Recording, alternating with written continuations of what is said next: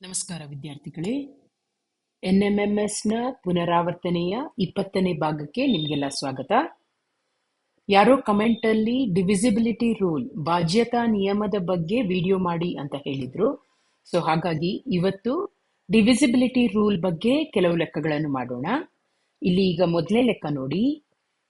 835x 8350 ಎಷ್ಟು ಅಂತ ಗೊತ್ತಿಲ್ಲ ಎಕ್ಸ್. ಈ ಸಂಖ್ಯೆಯು 2ರಿಂದ ಭಾಗವಾಗುವಂತಿದ್ದರೆ ಎಕ್ಸ್ ಸ್ಥಾನದಲ್ಲಿ ಇರಬೇಕಾದ ಸಂಖ್ಯೆಯು ಅಂತ ಕೇಳಿದ್ದಾರೆ. ಸೊ ಈ ಸಂಖ್ಯೆಯಲ್ಲಿ ಕೊನೆಯ ಅಂಕೆ ಎಕ್ಸ್ ಅಲ್ವಾ, ಬಿಡಿ ಸ್ಥಾನದಲ್ಲಿ ಎಕ್ಸ್ ಅಂತ ಕೊಟ್ಟಿದ್ದಾರೆ. ಸೊ ಇಲ್ಲಿ ಯಾವ ಸಂಖ್ಯೆ ಬಂದ್ರೆ ಅದು 2ರಿಂದ ಭಾಗವಾಗುತ್ತೆ ಅಂತ ಕೇಳಿದ್ದಾರೆ. ಸೊ ಇದಕ್ಕೆ ಏನು ಉತ್ತರ? ನಮ್ಗೆಲ್ಲ ಗೊತ್ತು, 2ರಿಂದ ಭಾಗವಾಗಬೇಕು ಅಂತಿದ್ರೆ ಏನ್ ರೂಲು? ಆ ಬಿಡಿ ಸ್ಥಾನದಲ್ಲಿ ಇರುವಂತಹ ಅಂಕೆಯು ಯಾವುದಾಗಿರ್ಬೇಕು?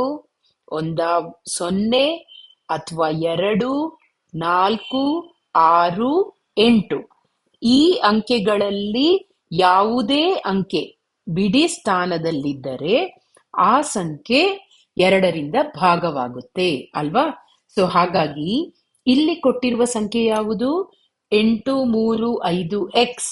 ಸೊ ಎಕ್ಸ್ ಬಿಡಿ ಸ್ಥಾನದಲ್ಲಿದೆ.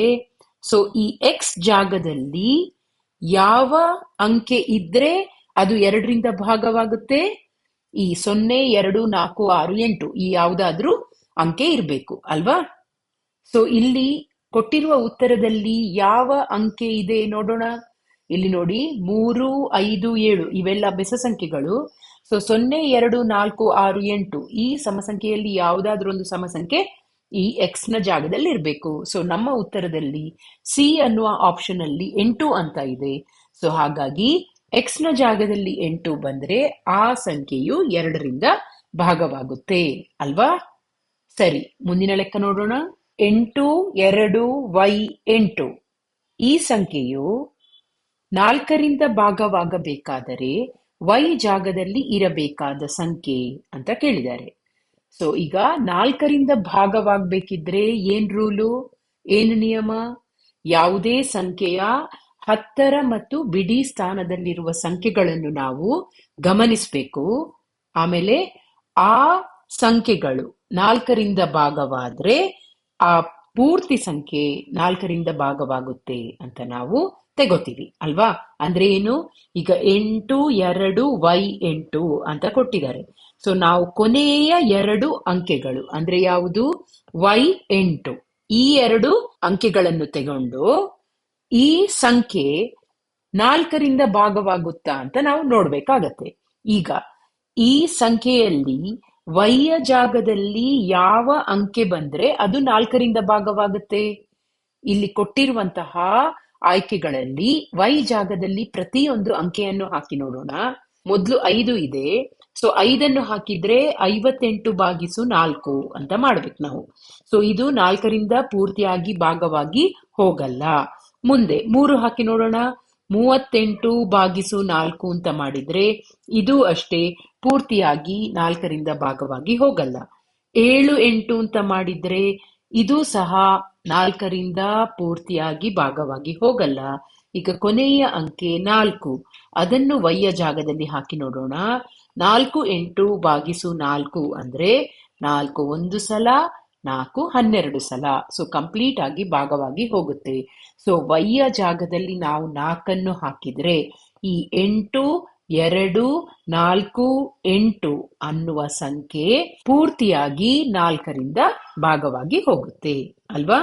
ಸೊ ನೆನೆಪಿಟ್ಟುಕೊಳ್ಳಿ, 4ರಿಂದ ಭಾಗವಾಗಿ ಹೋಗ್ಬೇಕು ಅಂತಿದ್ರೆ ಯಾವುದೇ ಸಂಖ್ಯೆಯ ಬಿಡಿ ಹಾಗೂ 10ರ ಸ್ಥಾನವನ್ನು ಮಾತ್ರ ಗಮನಿಸಬೇಕು.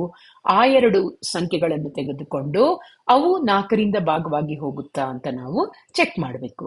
ಅರ್ಥ ಆಯ್ತಲ್ಲ? ಸರಿ, ಮುಂದಿನ ಲೆಕ್ಕಕ್ಕೆ ಹೋಗೋಣ. ಈ ಕೆಳಗಿನ ಸಂಖ್ಯೆಗಳಲ್ಲಿ ಯಾವ ಸಂಖ್ಯೆಗಳು 8ರಿಂದ ಭಾಗಿಸಲ್ಪಡುತ್ತವೆ ಅಂತ ಕೇಳಿದ್ದಾರೆ. ಸೊ ಇಲ್ಲಿ 4 ಸಂಖ್ಯೆಗಳನ್ನು ಕೊಟ್ಟಿದ್ದಾರೆ. ಈ 4ರಲ್ಲಿ ಯಾವೆಲ್ಲ ಸಂಖ್ಯೆಗಳು 8ರಿಂದ ಭಾಗಿಸಲ್ಪಡುತ್ತವೆ ಅಂತ ಕೇಳಿದ್ದಾರೆ. ಸೊ ಹೇಗ್ ಮಾಡೋದು? 8ರಿಂದ ಯಾವುದೇ ಸಂಖ್ಯೆ ಭಾಗಿಸಲ್ಪಡ್ಬೇಕು ಅಂತಿದ್ರೆ ನಾವು ಅದನ್ನು ಹೇಗೆ ಚೆಕ್ ಮಾಡ್ತೀವಿ? ಯಾವುದೇ ಸಂಖ್ಯೆಯ ಕೊನೆಯ 3 ಅಂಕೆಗಳನ್ನು ಮಾತ್ರ ತೆಗೋತೀವಿ. ಆ 3 ಅಂಕೆಗಳನ್ನು ತೆಗೆದುಕೊಂಡು ಅವುಗಳು 8ರಿಂದ ಭಾಗಿಸಿ ಹೋಗೋದಿದ್ರೆ ಆ ಪೂರ್ಣ ಸಂಖ್ಯೆ 8ರಿಂದ ಭಾಗಿಸಿ ಹೋಗುತ್ತೆ ಅಂತ ನಾವು ತೆಗೋತೀವಿ. ಸೊ ಹೇಗ್ ಮಾಡೋದು? ಇಲ್ಲಿ ಈಗ ಮೊದಲನೇ ಸಂಖ್ಯೆ ನೋಡೋಣ. 5, 4, 8, 7, 3, 1 ಅಂದ್ರೆ 5,48,731 ಅಂತ ಇದೆ. ಇಲ್ಲಿ ನಾವೇನ್ ಮಾಡ್ಬೇಕು? ಇಲ್ಲಿ ಕೊನೆಯ 3 ಅಂಕೆಗಳನ್ನು ತಗೊಳ್ಬೇಕು. ಯಾವುದದು? 731. ಇದನ್ನು 8ರಿಂದ ಭಾಗಿಸಿ ನೋಡ್ಬೇಕು. 8ರಿಂದ ಭಾಗಿಸಿ ಹೋದ್ರೆ ಆ ಪೂರ್ತಿ ಸಂಖ್ಯೆ 8ರಿಂದ ಭಾಗಿಸಲ್ಪಡುತ್ತದೆ ಎಂದರ್ಥ. ಸೊ ನೋಡೋಣ. 731 8ರಿಂದ ಭಾಗಿಸಿ ಹೋಗುತ್ತಾ? 8 9 72, 11 ಉಳಿಯುತ್ತೆ. ಸೊ ಅದು ಕಂಪ್ಲೀಟ್ ಆಗಿ ಭಾಗಿಸಿ ಹೋಗಲ್ಲ. ಸೊ ಒಂದನೇದು ಅಲ್ಲ. ಎರಡನೇದ್ರಲ್ಲಿ ಯಾವುದು? ಎರಡನೇದ್ರಲ್ಲಿ ನಾವು ಕೊನೆಯ 3 ಅಂಕೆ ಅಂದ್ರೆ 824 ತಗೋಬೇಕು. ಸೊ 824 ಭಾಗಿಸು 8 ಮಾಡೋಣ. ಏನ್ ಬರುತ್ತೆ? 8 1 ಸಲ, ಇಲ್ಲಿ 8 3 24. ಸೊ 103 ಅಂತ ಕಂಪ್ಲೀಟ್ ಆಗಿ ಭಾಗಿಸಿ ಹೋಗುತ್ತೆ.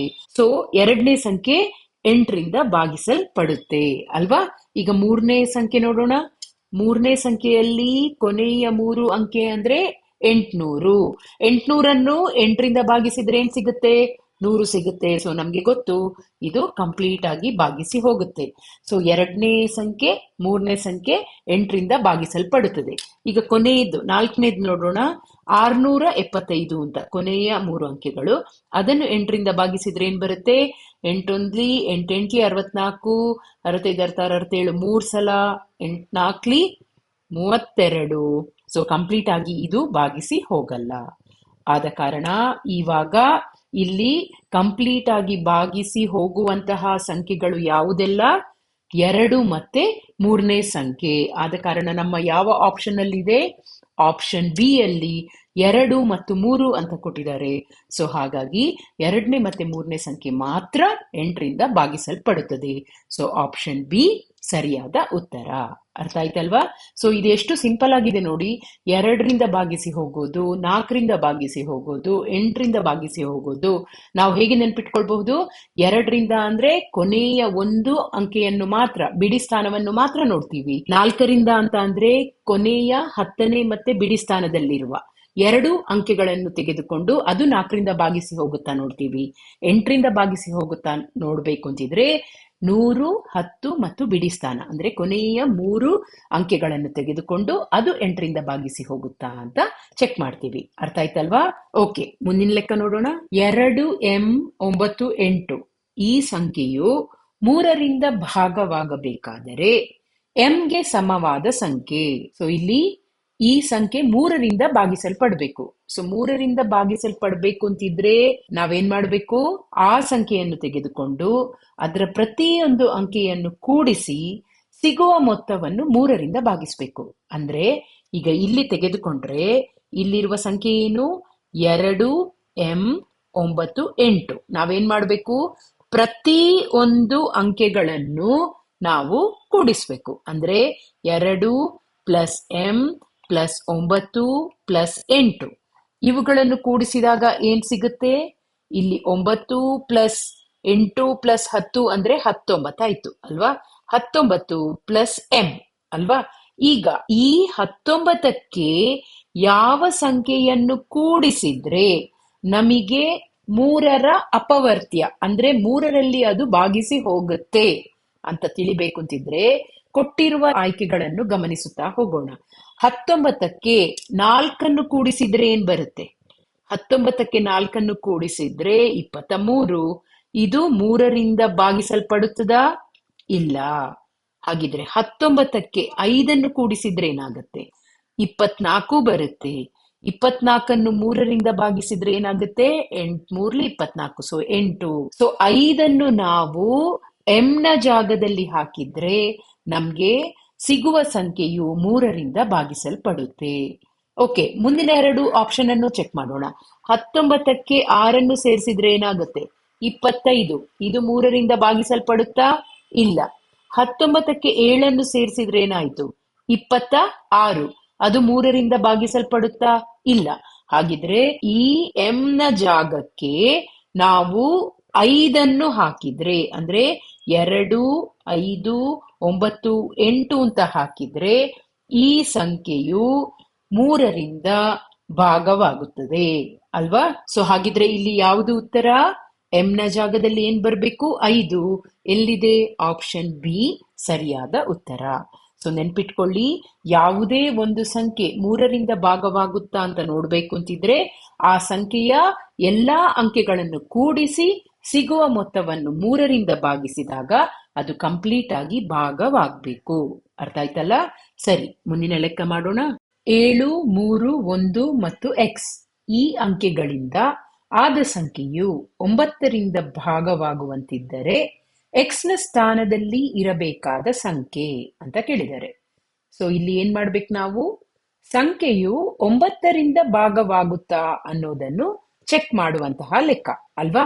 ಸೊ 9ರಿಂದ ಭಾಗವಾಗ್ಬೇಕು ಅಂತಿದ್ರೆ ಏನು ನಿಯಮ? 3ರಿಂದ ಭಾಗವಾಗ್ಬೇಕಿದ್ರೆ ನಾವು ಏನ್ ಮಾಡ್ತಾ ಇದ್ವಿ? ಅದೇ ನಿಯಮ ಇಲ್ಲೂ ಅನ್ವಯವಾಗುತ್ತೆ. 3ರಿಂದ ಭಾಗವಾಗ್ಬೇಕು ಅಂತಿದ್ರೆ ನಾವೇನ್ ಮಾಡ್ತಾ ಇದ್ವಿ? ಆ ಸಂಖ್ಯೆಗಳನ್ನೆಲ್ಲ ಕೂಡಿಸಿ 3ರಿಂದ ಭಾಗಿಸಿ ನೋಡ್ತಾ ಇದ್ವಿ. 9ರಿಂದ ಭಾಗವಾಗ್ತಾ ಅಂತ ನೋಡ್ಬೇಕು ಅಂತಿದ್ರೆ ನಾವು ಆ ಸಂಖ್ಯೆಗಳನ್ನೆಲ್ಲ ಕೂಡಿಸಿ 9ರಿಂದ ಭಾಗವಾಗುತ್ತಾ ಅಂತ ಚೆಕ್ ಮಾಡ್ಬೇಕು. ಸೊ ಇಲ್ಲಿ ಮಾಡೋಣವಾ? ಸೊ ಇಲ್ಲಿ ಕೊಟ್ಟಿರುವ ಸಂಖ್ಯೆಗಳು ಯಾವುದೆಲ್ಲ? 7, 3, 1 ಮತ್ತೆ ಗೊತ್ತಿಲ್ಲದ ಸಂಖ್ಯೆ ಎಕ್ಸ್. ಇವುಗಳೆಲ್ಲವನ್ನು ಕೂಡಿಸಿದಾಗ ಮತ್ತು ಅವುಗಳನ್ನು ನಾವು 9ರಿಂದ ಭಾಗಿಸಿದಾಗ ಅದು ಪೂರ್ತಿಯಾಗಿ ಭಾಗವಾಗಿ ಹೋಗ್ಬೇಕು ಅಲ್ವಾ? ಸೊ 7 ಕೂಡಿಸು 3 ಕೂಡಿಸು 1 ಅಂದ್ರೇನು? 11 ಅಲ್ವಾ? Plus X. ಸೊ 11ಕ್ಕೆ ಎಕ್ಸ್ ಅನ್ನು ಕೂಡಿಸಿದ್ರೆ ನಮ್ಗೆ ಒಂದು ಸಂಖ್ಯೆ ಸಿಗ್ಬೇಕು. ಆ ಸಂಖ್ಯೆ 9ರಿಂದ ಕಂಪ್ಲೀಟ್ ಆಗಿ ಭಾಗವಾಗಿ ಹೋಗ್ಬೇಕು. ಸೊ ಹಾಗಿದ್ರೆ ಇಲ್ಲಿ 11ಕ್ಕೆ ಯಾವುದನ್ನು ಕೂಡಿಸಿದ್ರೆ 9ರಿಂದ ಭಾಗವಾಗುವ ಸಂಖ್ಯೆ ಬರುತ್ತೆ ಹೇಳ್ಬೋದಾ? ಇದಕ್ಕೆ ನಾವೇನ್ ಮಾಡ್ಬೇಕು? 9ರ ಮಗ್ಗಿ ಮಾಡ್ತಾ ಹೋಗ್ಬೋದು, ಅಥವಾ 9ರ ಅಪವರ್ತ್ಯಗಳನ್ನು 9ರ ಮಲ್ಟಿಪಲ್ಸ್ ಅನ್ನು ನಾವು ನೋಡಿದ್ರೆ ನಮ್ಗೆ ಇಲ್ಲಿ ಏನ್ ಬರ್ಬೇಕು ಅನ್ನೋದು ಗೊತ್ತಾಗತ್ತೆ. ಸೊ ಇಲ್ಲಿ 9, 9 ಏನಾಗುತ್ತೆ? 18, 9 27, 9 36 ಈ ತರ ಅಲ್ವಾ? ಸೊ ಇವಾಗ ಈ 11ಕ್ಕೆ ಏನನ್ನು ಸೇರಿಸಿದ್ರೆ ನಮ್ಗೆ ಇಲ್ಲಿ ಈ ಅಪವರ್ತ್ಯಗಳು ಸಿಗುತ್ತೆ ಅನ್ನೋದನ್ನು ನೋಡ್ಬೇಕು. ಈಗ ಇಲ್ಲಿ ನಮ್ಗೆ ಕೊಟ್ಟಿರುವ ಆಯ್ಕೆಗಳಲ್ಲಿ ಯಾವ ಸಂಖ್ಯೆಯನ್ನು ಸೇರಿಸಿದ್ರೆ ಒಂದ 18, ಒಂದ 27, ಒಂದ 36 ಈ ತರದ ಸಂಖ್ಯೆ ಬರ್ಬೇಕು. ಸೊ 11ಕ್ಕೆ ಯಾವುದನ್ನು ಸೇರಿಸಿದ್ರೆ 18 ಬರುತ್ತೆ? 11ಕ್ಕೆ 7 ಸೇರಿಸಿದ್ರೆ 18 ಬರುತ್ತೆ ಅಲ್ವಾ? ಉಳಿದ ಯಾವುದೇ ಸಂಖ್ಯೆಗಳನ್ನು ಸೇರಿಸಿದ್ರು ನಮಗೆ 9ರ ಅಪವರ್ತ್ಯ ಸಿಗಲ್ಲ. ಆದ ಕಾರಣ ಇಲ್ಲಿ ಎಕ್ಸ್ ನ ಜಾಗದಲ್ಲಿ ಏನ್ ಹಾಕಿದ್ರೆ ನಮ್ಗೆ 9ರಿಂದ ಕಂಪ್ಲೀಟ್ ಆಗಿ ಭಾಗ ಆಗಿ ಹೋಗುತ್ತೆ? ಎಕ್ಸ್ ನ ಜಾಗದಲ್ಲಿ 7 ಹಾಕ್ಬೇಕು. ಆಗೇನಾಗತ್ತೆ? 18 ಆಗತ್ತೆ. 18 ಭಾಗಿಸು 9 ಅಂದ್ರೆ ಕಂಪ್ಲೀಟ್ ಆಗಿ ಡಿವೈಡ್ ಆಗಿ 2 ಅಂತ ಬರುತ್ತೆ ಅಲ್ವಾ? ಹಾಗಿದ್ರೆ ಎಕ್ಸ್ ನ ಜಾಗದಲ್ಲಿ ಇರಬೇಕಾದ ಸಂಖ್ಯೆ ಯಾವುದು? 7 ಅಲ್ವಾ? ಹಾಗಿದ್ರೆ ಇಲ್ಲಿ ಉತ್ತರ ಯಾವುದು? ಆಪ್ಷನ್ ಸಿ 7 ಸರಿಯಾದ ಉತ್ತರ.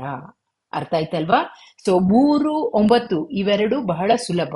ಏನ್ ಮಾಡ್ಬೇಕು? ಕೊಟ್ಟಿರುವ ಸಂಖ್ಯೆಗಳ ಎಲ್ಲಾ ಅಂಕೆಗಳನ್ನು ಕೂಡಿಸಿ 3ರಿಂದ ಭಾಗ ಮಾಡಿದ್ರೆ ಅದು 3ರಿಂದ ಹೋಗುತ್ತೆ ಅನ್ನೋದು ಗೊತ್ತಾಗತ್ತೆ. 9ರಿಂದ ಭಾಗವಾಗುತ್ತಾ ಅನ್ನೋದನ್ನು ಚೆಕ್ ಮಾಡ್ಬೇಕು ಅಂತಿದ್ರೆ ನಾವು ಎಲ್ಲಾ ಸಂಖ್ಯೆಗಳನ್ನು ಕೂಡಿಸಿ ಬಂದ ಮೊತ್ತವನ್ನು 9ರಿಂದ ಭಾಗ ಮಾಡಿ ನೋಡ್ಬೇಕು. ಇದು 9ರ ಡಿವಿಸಿಬಿಲಿಟಿ ರೂಲ್, ಬಾಧ್ಯತಾ ನಿಯಮ. ಅರ್ಥ ಆಯ್ತಲ್ವಾ? ಸರಿ, ಮುಂದಿನ ಲೆಕ್ಕ ಮಾಡೋಣ. ಈ ಕೆಳಗಿನ ಸಂಖ್ಯೆಗಳಲ್ಲಿ 6ರಿಂದ ಭಾಗವಾಗಿ ಹೋಗುವ ಸಂಖ್ಯೆಗಳು ಯಾವುವು ಅಂತ ಕೇಳಿದ್ದಾರೆ. ಸೊ ಇಲ್ಲಿ 4 ಸಂಖ್ಯೆಗಳನ್ನು ಕೊಟ್ಟಿದ್ದಾರೆ. ಅವುಗಳಲ್ಲಿ ಯಾವುದೆಲ್ಲ 6ರಿಂದ ಭಾಗವಾಗಿ ಹೋಗುತ್ತೆ ಅನ್ನೋದನ್ನ ನಾವು ಚೆಕ್ ಮಾಡ್ಬೇಕು. ಸೊ 6ರಿಂದ ಭಾಗವಾಗಿ ಹೋಗ್ಬೇಕಾ ಅಂತ ನೋಡ್ಬೇಕು ಅಂತಿದ್ರೆ ಅದಕ್ಕೆ ನಿಯಮ ಏನು? ಈಗ 6 ಅಂದ್ರೆ ಏನು? 6 ಅನ್ನೋದು 2 ಗುಣಿಸು 3 ಅಲ್ವಾ? ಸೊ ಇವಾಗ ನಾವೇನ್ ಮಾಡ್ಬೇಕು ಅಂದ್ರೆ ಈ 2ರಿಂದ ಭಾಗವಾಗಿ ಹೋಗ್ಬೇಕು ಅಂತಿದ್ರೆ ಯಾವ ರೂಲ್ ಅನ್ನು ಫಾಲೋ ಮಾಡ್ಬೇಕು? ಈ 3ರಿಂದ ಭಾಗವಾಗಿ ಹೋಗ್ಬೇಕು ಅಂತಿದ್ರೆ ಯಾವ ನಿಯಮವನ್ನು ಫಾಲೋ ಮಾಡ್ಬೇಕು? ಈ 2 ನಿಯಮಗಳನ್ನು ನಾವು ಅದಕ್ಕೆ ಹಾಕಿದಾಗ ಯಾವ ಸಂಖ್ಯೆ ಎಲ್ಲ 2ರಿಂದ ಭಾಗಿಸಲ್ಪಡುತ್ತದೆ, ಯಾವ ಸಂಖ್ಯೆ 3ರಿಂದನೂ ಭಾಗಿಸಲ್ಪಡುತ್ತದೆ, ಎರಡೂ ಸಂಖ್ಯೆಗಳಿಂದ ಭಾಗಿಸಲ್ಪಡುವ ಸಂಖ್ಯೆಗಳು 6ರಿಂದಲೂ ಭಾಗಿಸಲ್ಪಡುತ್ತದೆ. ಅರ್ಥ ಆಯ್ತಲ್ವಾ? ಸೊ ಹಾಗಿದ್ರೆ ಈಗ ನಾವೇನ್ ಮಾಡೋಣ, ಈ 4 ಸಂಖ್ಯೆಗಳನ್ನು ಒಂದೊಂದಾಗಿ ಚೆಕ್ ಮಾಡೋಣ. ಇಲ್ಲಿ ಮೊದಲು 2ರಿಂದ ಭಾಗವಾಗಿ ಹೋಗುತ್ತಾ ನೋಡೋಣ. ಹೇಗ್ ನೋಡೋದು? ಕೊನೆಯ ಸಂಖ್ಯೆ ಯಾವುದದು? ಬಿಡಿ ಸ್ಥಾನದಲ್ಲಿರುವ ಸಂಖ್ಯೆಯನ್ನು ಗಮನಿಸಬೇಕು. ಅದೇನಾಗಿರ್ಬೇಕು? ಅದು ಸಮ ಸಂಖ್ಯೆ ಆಗಿರ್ಬೇಕು ಅಥವಾ 0 ಆಗಿರ್ಬೇಕು ಅಲ್ವಾ? ಸೊ ಹಾಗಾಗಿ ಈಗ 4 ಸಂಖ್ಯೆಗಳನ್ನು ಗಮನಿಸೋಣ. ಇಲ್ಲಿ ಮೊದಲನೇ ಸಂಖ್ಯೆಯಲ್ಲಿ ಬಿಡಿ ಸ್ಥಾನದಲ್ಲಿ 6 ಇದೆ, ಇಲ್ಲಿ 937 7 ಇದೆ, ಇಲ್ಲಿ 5 ಇದೆ, ಇಲ್ಲಿ 2 ಇದೆ. ಸೊ ಈಗ ಕೇವಲ ಬಿಡಿ ಸ್ಥಾನವನ್ನು ಗಮನಿಸಿದಾಗಲೇ ನಮ್ಗೆ ಗೊತ್ತಾಯ್ತು, ಇಲ್ಲಿ 2ನೇ ಹಾಗೂ 3ನೇ ಸಂಖ್ಯೆ 2ರಿಂದ ಭಾಗವಾಗಿ ಹೋಗಲ್ಲ ಅಲ್ವಾ? ಯಾಕಂದ್ರೆ ಅವೆರಡು ಬೆಸ ಸಂಖ್ಯೆಗಳು. ಒಂದು ವೇಳೆ ನಮ್ಗೆ ಈ ತರ 2ರಿಂದ ಭಾಗವಾಗಿ ಹೋಗಲ್ಲ ಅನ್ನೋದು ಗೊತ್ತಾದ್ಮೇಲೆ ನಾವು ಅದನ್ನು 3ರಿಂದ ಭಾಗವಾಗಿ ಹೋಗುತ್ತಾ ಅನ್ನೋದನ್ನು ಚೆಕ್ ಮಾಡುವ ಅವಶ್ಯಕತೆ ಇಲ್ಲ. ಯಾವಾಗ 2ರಿಂದ ಭಾಗವಾಗಿ ಹೋಗೋದಿಲ್ವೋ ಅದು 6ರಿಂದನೂ ಭಾಗವಾಗಿ ಹೋಗಲ್ಲ. ಓಕೆ, ಸೊ ಹಾಗಿದ್ರೆ ಈಗ ಉಳಿದಿರೋದು ಯಾವುದು? 1ನೇ ಮತ್ತು 4ನೇ ಸಂಖ್ಯೆ ಅಲ್ವಾ? ಈಗ ನಾವೇನ್ ಮಾಡ್ಬೇಕು? ಈ 1ನೇ ಮತ್ತು 4ನೇ ಸಂಖ್ಯೆಗಳು 3ರಿಂದ ಭಾಗವಾಗಿ ಹೋಗುತ್ತಾ ಅಂತ ಚೆಕ್ ಮಾಡ್ಬೇಕು. ಸೊ ಹೇಗ್ ಮಾಡೋದು? 3ರಿಂದ ಭಾಗವಾಗಿ ಹೋಗುತ್ತಾ ಅನ್ನೋದನ್ನು ನೋಡ್ಬೇಕು ಅಂತಿದ್ರೆ ಆ ಸಂಖ್ಯೆಗಳನ್ನು ಕೂಡಿಸ್ಬೇಕು, ಆಮೇಲೆ 3ರಿಂದ ಭಾಗಿಸ್ಬೇಕು. ಸೊ 4 + 8 + 6 ಅಂದ್ರೆ ಏನು? 18. 18 ಭಾಗಿಸು 3 ಅಂದ್ರೆ 3 × 18 ಅಂದ್ರೆ 486. ಅದು 2ರಿಂದ ಭಾಗವಾಗಿ ಹೋಗುತ್ತೆ, 3ರಿಂದ ಭಾಗವಾಗಿ ಹೋಗುತ್ತೆ, ಆದ ಕಾರಣ 6ರಿಂದನೂ ಭಾಗವಾಗಿ ಹೋಗುತ್ತೆ ಅಲ್ವಾ? ಈಗ ಉಳಿದಿರುವ ಸಂಖ್ಯೆ ಯಾವುದು? 352. ಅದನ್ನು ಒಂದ್ಸಲ ಚೆಕ್ ಮಾಡೋಣ. ಸೊ ಏನ್ ಮಾಡ್ಬೇಕು? 3 + 5 + 2 ಮಾಡ್ಬೇಕು. ಎಷ್ಟು ಬರುತ್ತೆ? 5 + 2 7, 7 + 3 10. 10ನ್ನು 3ರಿಂದ ಭಾಗಿಸಿದ್ರೆ ಅದು ಭಾಗಿಸಿ ಹೋಗುತ್ತಾ? ಇಲ್ಲ. ಆದ ಕಾರಣ 4ನೇ ಸಂಖ್ಯೆ ಕೇವಲ 2ರಿಂದ ಮಾತ್ರ ಭಾಗಿಸಿ ಹೋಗುತ್ತೆ, 3ರಿಂದ ಭಾಗಿಸಿ ಹೋಗಲ್ಲ. ಆದ ಕಾರಣ ಅದು 6ರಿಂದ ಭಾಗಿಸಿ ಹೋಗಲ್ಲ. ಸೊ ಇಲ್ಲಿ ಕೊಟ್ಟಿರುವಂತಹ 4 ಸಂಖ್ಯೆಗಳಲ್ಲಿ ಕೇವಲ 1ನೇ ಸಂಖ್ಯೆ 486 ಮಾತ್ರ 6ರಿಂದ ಭಾಗಿಸಿ ಹೋಗುತ್ತೆ. ಇದು 6ರಿಂದ ಭಾಗಿಸಿ ಹೋಗ್ಬೇಕು ಅಂತಿದ್ರೆ ಡಿವಿಸಿಬಿಲಿಟಿ ರೂಲ್, ಬಾಧ್ಯತಾ ನಿಯಮ. ಅರ್ಥ ಆಯ್ತಲ್ವಾ? ಈಗ ಇವತ್ತಿನ ಸಂಚಿಕೆಯ ಕೊನೆಯ ಲೆಕ್ಕ ಮಾಡೋಣ. 3x543 ಈ ಸಂಖ್ಯೆಯು 11ರಿಂದ ಭಾಗವಾಗುವಂತಿದ್ದರೆ x ಸ್ಥಾನದಲ್ಲಿ ಇರಬೇಕಾದ ಸಂಖ್ಯೆಯು. ಸೊ ಏನ್ ಮಾಡ್ಬೇಕಿಲ್ಲಿ? ಇಲ್ಲಿ ಏನ್ ಕೊಟ್ಟಿದ್ದಾರೆ?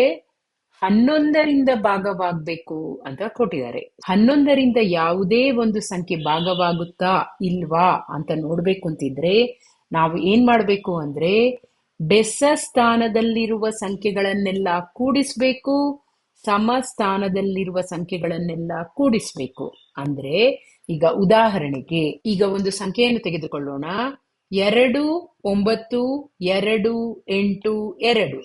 ಈ ಸಂಖ್ಯೆಯು 11ರಿಂದ ಭಾಗಿಸಿ ಹೋಗುತ್ತಾ ಅಂತ ನೋಡ್ಬೇಕು ಅಂತಿದ್ರೆ ನಾವೇನ್ ಮಾಡ್ಬೇಕು ಅಂದ್ರೆ ಈ ಸಂಖ್ಯೆಯ ಅಂಕೆಗಳನ್ನು ಬೆಸಸ್ಥಾನ ಮತ್ತು ಸಮಸ್ಥಾನದಲ್ಲಿರುವ ಅಂಕೆಗಳನ್ನು ಕೂಡಿಸ್ಬೇಕು. ಅಂದ್ರೆ ಮೊದಲು ಈ ಬೆಸಸ್ಥಾನ ಅಂದ್ರೆ ಈ ಬಿಡಿ ಜಾಗದಿಂದ ಶುರು ಮಾಡಿ ಬಿಡಿ ಜಾಗದಲ್ಲಿ ಇರುವ ಸಂಖ್ಯೆ, ಆಮೇಲೆ 100 ಜಾಗದಲ್ಲಿ ಇರುವ ಸಂಖ್ಯೆ, ಆಮೇಲೆ 10,000 ಜಾಗದಲ್ಲಿ ಅಂದ್ರೆ ಒಂದು ಅಂಕೆ ಬಿಟ್ಟು ಒಂದು ಅಂಕೆ, ಅವುಗಳನ್ನು ನಾವು ಗ್ರೂಪ್ ಮಾಡಬೇಕು. ಆಮೇಲೆ ಉಳಿದ ಸಂಖ್ಯೆಗಳನ್ನು ಸಮಸ್ಥಾನದಲ್ಲಿರುವ ಸಂಖ್ಯೆಗಳು ಅಂದ್ರೆ ಈಗ 10ರ ಸ್ಥಾನದಲ್ಲಿರುವ ಸಂಖ್ಯೆ, ಆಮೇಲೆ 1000ದಲ್ಲಿರುವ ಅಂಕೆ, ಆಮೇಲೆ ಬೇರೆ ಏನಾದ್ರೂ ಇದ್ರೆ ಮುಂದೆ ಆ ಸಂಖ್ಯೆ, ಇವುಗಳನ್ನು ಈ ತರ ಗ್ರೂಪ್ ಮಾಡಬೇಕು. ಆಮೇಲೆ ಈ ಸಮಸ್ಥಾನದಲ್ಲಿರುವ ಸಂಖ್ಯೆಗಳನ್ನೆಲ್ಲ ಕೂಡಿಸಿ ಏನ್ ಬರುತ್ತೆ? 9 + 8 ಎಷ್ಟು ಬಂತು? 17 ಅಲ್ವಾ? ಆಮೇಲೆ ಏನ್ ಮಾಡ್ಬೇಕು? ಈ ಬೆಸಸ್ಥಾನದಲ್ಲಿರುವ ಸಂಖ್ಯೆಗಳನ್ನೆಲ್ಲ ಕೂಡಿಸಿ ಏನ್ ಬರುತ್ತೆ? 2 + 2 + 2 ಎಷ್ಟು ಬಂತು? 6 ಅಲ್ವಾ? ಈಗ ಏನ್ ಮಾಡ್ಬೇಕು? ಈ 2 ಸಂಖ್ಯೆಗಳನ್ನು ಕಳಿಬೇಕು. ಸೊ 17ರಿಂದ 6 ಕಳೆದ್ರೆ ಎಷ್ಟು? 11 ಬಂತು ಅಲ್ವಾ? ಈಗ ಸಿಕ್ಕಿದ ಉತ್ತರ ಅದು 11ರ ಅಪವರ್ತ್ಯವಾಗಿರ್ಬೇಕು ಅಥವಾ ಅದು 0 ಆಗಿರ್ಬೇಕು. ಅಂದ್ರೆ ಈಗ ಈ ಸಮಸ್ಥಾನದಲ್ಲಿರುವ ಸಂಖ್ಯೆಗಳನ್ನೆಲ್ಲ ಕೂಡಿಸಿ ಬೆಸಸ್ಥಾನದಲ್ಲಿರುವ ಸಂಖ್ಯೆಗಳನ್ನೆಲ್ಲ ಕೂಡಿಸಿ ಒಂದನ್ನೊಂದು ಕಳೆದಾಗ ಬರುವ ಉತ್ತರ 11ರಿಂದ ಭಾಗವಾಗಿ ಹೋಗ್ಬೇಕು, ಇಲ್ಲದಿದ್ರೆ 0 ಆಗಿರ್ಬೇಕು. ಆಗ ಏನರ್ಥ? ಆ ಸಂಖ್ಯೆಯು 11ರಿಂದ ಭಾಗಿಸಿ ಹೋಗುತ್ತೆ ಅಂತ ಅರ್ಥ. ಈಗ ಉದಾಹರಣೆಗೆ ಇನ್ನೊಂದು ಸಂಖ್ಯೆ ತೆಗೆದುಕೊಂಡ್ರೆ 1 3 3 1. ಈಗ ಇಲ್ಲಿ ಬೆಸ ಸ್ಥಾನದಲ್ಲಿರೋದು 1 ಮತ್ತೆ 3. 1 ಮತ್ತೆ 3 ಸೇರಿಸಿದ್ರೆ ಎಷ್ಟು ಬಂತು? 4. ಸಮಸ್ಥಾನದಲ್ಲಿರೋದು 3 ಮತ್ತೆ 1, ಅದನ್ನು ಸೇರಿಸಿದ್ರೆ ಎಷ್ಟು ಬಂತು? 4. 4ರಿಂದ 4 ಕಳೆದ್ರೆ ಎಷ್ಟು ಬಂತು? 0. ಸೊ ಆದ ಕಾರಣ 1 3 3 1 ಅನ್ನೋ ಸಂಖ್ಯೆ 11ರಿಂದ ಭಾಗವಾಗಿ ಹೋಗುತ್ತೆ. ಓಕೆ, ಸೊ ಈ ತರ ನಾವು ಚೆಕ್ ಮಾಡ್ಬೇಕು. ಗೊತ್ತಾಯ್ತಲ್ವಾ? ಈಗ ನಮ್ಗೆ ಕೊಟ್ಟಿರುವ ಸಮಸ್ಯೆ ಏನು? 3x 5 4 3 ಈ ಸಂಖ್ಯೆ 11ರಿಂದ ಭಾಗವಾಗುವಂತಿದ್ರೆ ಎಕ್ಸ್ ಜಾಗದಲ್ಲಿ ಏನ್ ಬರ್ಬೇಕು ಅಂತ ಕೇಳಿದ್ದಾರೆ. ಸೊ ಏನ್ ಮಾಡೋಣ ನಾವು? ಮೊದಲು ಆ ಸಂಖ್ಯೆಯನ್ನು ಬರೆದು ಅದನ್ನು ಸಮ ಹಾಗೂ ಬೆಸ ಸ್ಥಾನಗಳಾಗಿ ಅವುಗಳನ್ನು ವಿಂಗಡಿಸೋಣ. ಆಗ ಏನ್ ಬರುತ್ತೆ? ಈಗ ಬೆಸ ಸ್ಥಾನದಲ್ಲಿ ನೋಡಿದ್ರೆ ಏನಿದೆ? 3 5 3 ಅಲ್ವಾ? ಅದನ್ನು ಕೂಡಿಸೋಣ. ಏನ್ ಬರುತ್ತೆ? 3 + 5 + 3 ಅಂದ್ರೆ ಎಷ್ಟು ಬಂತು? 11 ಅಲ್ವಾ? ಆಮೇಲೆ ಸಮಸ್ಥಾನದಲ್ಲಿ ಇರುವ ಸಂಖ್ಯೆಗಳನ್ನು ಕೂಡಿಸೋಣ. ಎಷ್ಟು ಬರುತ್ತೆ? 4 ಮತ್ತೆ x ಅಂದ್ರೆ 4 + x ಅಂತ ಬರುತ್ತೆ. ಸೊ ನಮ್ಗೆ ಗೊತ್ತು, ಈ ಎರಡು ಸಂಖ್ಯೆಗಳನ್ನು ಕಳೆದಾಗ ಉತ್ತರ 0 ಬರಬೇಕು. ಇಲ್ಲದಿದ್ರೆ ಅವುಗಳನ್ನು ಕಳೆದಾಗ ಬರುವ ಉತ್ತರ ಅದು 11ರಿಂದ ಭಾಗವಾಗಿ ಹೋಗ್ಬೇಕು. ಸೊ ಈಗ ನಾವೇನ್ ಮಾಡೋಣ? ಈ 11 ಅನ್ನೋ ಸಂಖ್ಯೆಯಿಂದ ಈ 4 + x ಅನ್ನೋದನ್ನು ಕಳಿಯೋಣ ಅಲ್ವಾ? ಸೊ 11 - 4 - x ಅಲ್ವಾ? ಸೊ ಇದು ಏನ್ ಬರ್ಬೇಕಿಲ್ಲಿ? 11ರಿಂದ 4 ಕಳೆದಾಗ ನಮ್ಗೆ ಏನ್ ಬರುತ್ತೆ? 7 ಅಂತ ಬರುತ್ತೆ. ಸೊ ಇದು 11ರಿಂದ ಚಿಕ್ಕ ಸಂಖ್ಯೆ ಅಲ್ವಾ? ಸೊ ಆದ ಕಾರಣ ಇವುಗಳನ್ನು ಕಳೆದಾಗ ನಾವು ಅದನ್ನು ಊಹಿಸ್ಬೋದು. ನಮ್ಗೆ ಉತ್ತರ ಏನ್ ಬರ್ಬೇಕು? 0 ಅಂತ ಬರ್ಬೇಕು ಅಲ್ವಾ? ಸೊ ಹಾಗಿದ್ರೆ 11ರಿಂದ 4 ಕಳೆದ್ರೆ ಎಷ್ಟು? 7 - x ಅಂದ್ರೆ 0. ಹಾಗಿದ್ರೆ x ಅಂದ್ರೆ ಏನು? x ಅಂದ್ರೆ 7 ಅಲ್ವಾ? ಸೊ ಉತ್ತರ ಎಲ್ಲಿದೆ? ಉತ್ತರ ಆಪ್ಷನ್ ಡಿ ಯಲ್ಲಿದೆ. ಅರ್ಥವಾಯ್ತಲ್ವಾ? ಓಕೆ, ಸೊ ನಾವು ಅದನ್ನು ಕಳೆದಾಗ 0 ಬರ್ಬೇಕು ಅಂತಾನು ತಗೋಬಹುದು. ಇಲ್ಲದಿದ್ರೆ ಸಮಸ್ಥಾನದಲ್ಲಿರುವ ಸಂಖ್ಯೆಗಳನ್ನೆಲ್ಲ ಕೂಡಿಸಿದ್ರೆ ಅದು ಬೆಸ ಸ್ಥಾನದಲ್ಲಿರುವ ಸಂಖ್ಯೆಗಳನ್ನು ಕೂಡಿಸಿದಾಗ ಸಿಗುವ ಮೊತ್ತಕ್ಕೆ ಸಮ ಅಂತನೂ ನಾವು ಹೇಳ್ಬೋದು. ಅಂದ್ರೇನು? ಈಗ 3 + 5 + 3 ಅಂದ್ರೆ 11. ಇದು ಯಾವುದಕ್ಕೆ ಸಮ? 4 + x ಗೆ ಸಮ. 4 + x ಗೆ ಸಮ ಅಂತ ಹೇಳ್ಬೋದು. ಆಗ ಏನಾಗತ್ತೆ? ಇಲ್ಲಿ x ಅಲ್ಲೇ ಇರುತ್ತೆ. ಈ 4 ಈಚೆ ತಂದಾಗ 11 - 4 ಅಂತ ಆಗುತ್ತೆ. ಅದೇನದು? ಅದು 7. ಈ ತರನು ಮಾಡ್ಬೋದು. ಅರ್ಥ ಆಯ್ತಲ್ವಾ? ಸರಿ, ಹಾಗಿದ್ರೆ ಇಂತಹ ಅನೇಕ ಲೆಕ್ಕಗಳನ್ನು ಮುಂದಿನ ಸಂಚಿಕೆಯಲ್ಲೂ ಮಾಡೋಣ. ಅಲ್ಲಿಯ ತನಕ ಅಭ್ಯಾಸ ಮಾಡ್ತಾ ಇರಿ. All the best.